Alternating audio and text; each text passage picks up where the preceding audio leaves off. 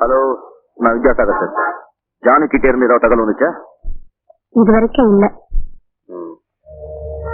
அர்ச்சனா எப்படி இருக்காங்க? எந்தவித நிம்மதியும் இல்லாம இருக்காங்க. யாராலும் அவங்களுக்கு ஆறுதல் சொல்ல முடியல. இதனால நாளுக்கு நாள் அவங்க உடல்நிலை தான் கெட்டுட்டு வருது. யாரோட உதவியும் துணையும் இல்லாம நாங்க தவிச்சுட்டு இருக்கோம். நான் இப்ப வீட்டுக்கு வரேன்.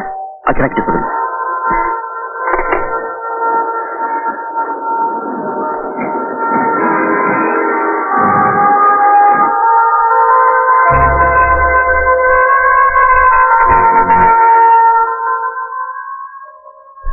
நான் மறுபடியும் இங்க வருவேன்னு நான் எதிர்பார்க்கல.